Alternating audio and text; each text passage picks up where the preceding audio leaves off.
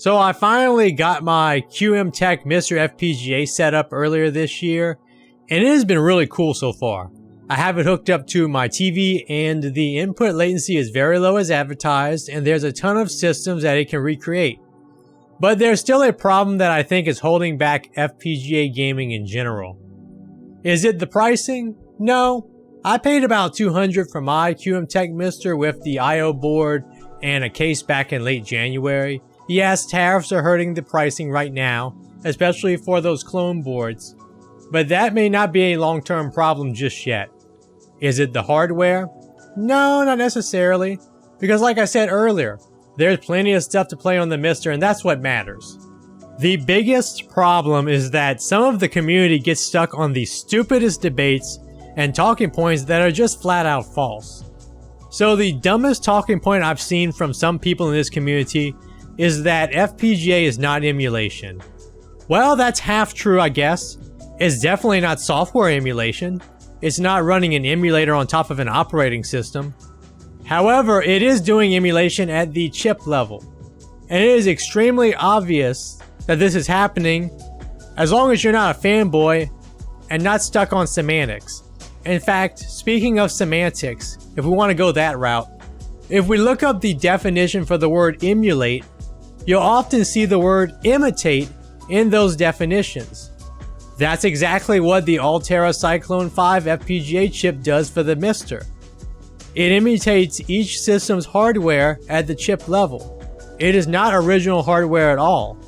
The Altera Cyclone 5 didn't exist when the Sega Genesis came out. No, that was a Motorola 68000 in it. The NES didn't have an Altera Cyclone 5 in it originally. I'm pretty sure it had a Ricoh 2803 CPU. But a MiSTER recreates all of these systems without their original hardware. That kind of sounds like an imitation to me. But I'm not the only one who has a problem with people saying it's not emulation. Even developers have a problem with this. The developer of the Game Bub, an upcoming FPGA handheld, had an interesting take on this matter earlier this year. He said the following in a blog. There's a lot of misleading marketing and hype out there around FPGA retro gaming. Some claim that FPGA retro gaming devices are not emulators because they supposedly act like the system at the gate level, that they achieve perfect accuracy, or that they are superior to software emulators. In my opinion, this is blatantly wrong and actively harmful. FPGA retro gaming devices are emulators. They pretend to be something they're not. And they're only as accurate as they're programmed to be, since they're recreations. An FPGA can make certain aspects of accuracy easier to achieve, but it doesn't guarantee it. Software emulators can be extremely accurate. Furthermore, perfect accuracy, if it's even possible, is by no means a requirement to play an entire system's library of games. Some people claim that FPGA emulators are the only way to preserve a system, but I'd argue that software emulators are a significantly more accessible, no special hardware needed, way to further this goal. Here's another take from Voltar, a hardware modder and someone else in the FPGA community. Unfortunately, the largest misconception concerning FPGA emulation is that it's not emulation. The quality and accuracy of any hardware or software emulator are predicated on the implementation. Remember, emulation is entirely abstract. We're stripping silicon down and decapping the chips in our game consoles to learn and understand what they're doing on the gate level so that we can replicate their facilities. But it's still man-made. Hardware emulation can be just as inaccurate or as problematic as software emulation. Pretty similar take from someone else who is a lot more knowledgeable about hardware than me. But where did this misconception about FPGA not being emulation come from? I think a lot of it stems from Analogue and their marketing. Analogue has had a bad habit of saying no emulation when promoting their consoles. They even did it again recently with the Analogue 3D. I think some of their fans don't bother looking into it because these systems allow them to use their original cartridges, so they just assume it's not emulation without thinking twice. These are also some of the same people that rag on software emulators as being super laggy and not accurate, but in reality, a lot of them can't even cut it playing hard games from start to finish without continues, such as arcade shmups or other games where low latency is especially important. But anyways, even Analogue has to release firmware updates in order to fix issues with certain games after their consoles are released, just like software emulator devs do with their emulators. The devs of the MiSTER cores do the same thing. If it wasn't some form of emulation, they wouldn't have to do all of that because these systems would always be 100% perfect on day one. Obviously, that's not the case. Is that the end of the world? No, absolutely not. Because ultimately, that's how these projects get better. That being said, we still need to be honest about it. And here's the thing. It's not just the Analogue fans that are doing this. I've even seen fans of the MiSTER try to pull this same argument that FPGA is not emulation. And there's just no need for it.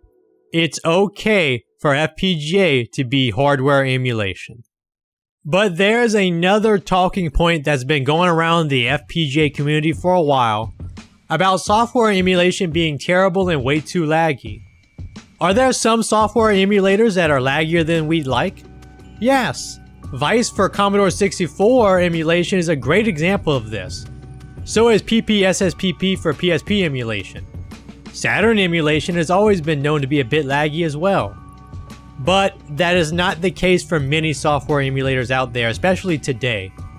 Even standalone MAME has a low latency mode nowadays that is very effective. Newer monitors have been getting less laggy and more affordable as well, so that helps with this problem. We also have a big feature nowadays called Run Ahead that is very effective even if you're only using one frame of it in RetroArch. And speaking of RetroArch, if you're running a well-developed core, using one frame of Run Ahead, assuming your core supports it, and using Vulkan with the max swap chain images setting at 2, and you're on a halfway decent machine, you're not going to have input lag problems doing software emulation, especially if you're on a modern monitor and you're not playing on some garbage wireless controller. Input latency is kind of like this big boogeyman in the closet for some people in the retro gaming community in general. But when a lot of us go to actually look for it, it's just not there most of the time. Now that's not to say that there is no lower latency on FPGA.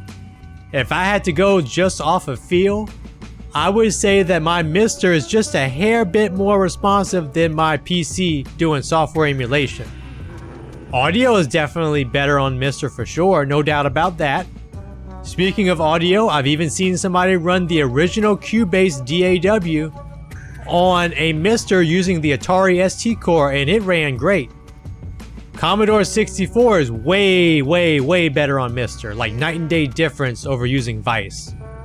But for systems that already have great software emulation, you're probably not going to see a big difference in terms of input latency. SNES and Sega Genesis are great examples of this. Even something more obscure like the Atari Lynx core isn't noticeably different compared to software emulation, as both line up pretty well with the real thing, outside of a few bugs here and there. Even the N64 Turbo core, which is now my favorite way to play N64 outside of real hardware, isn't much different in terms of input lag than a low-level software emulator like Gopher 64.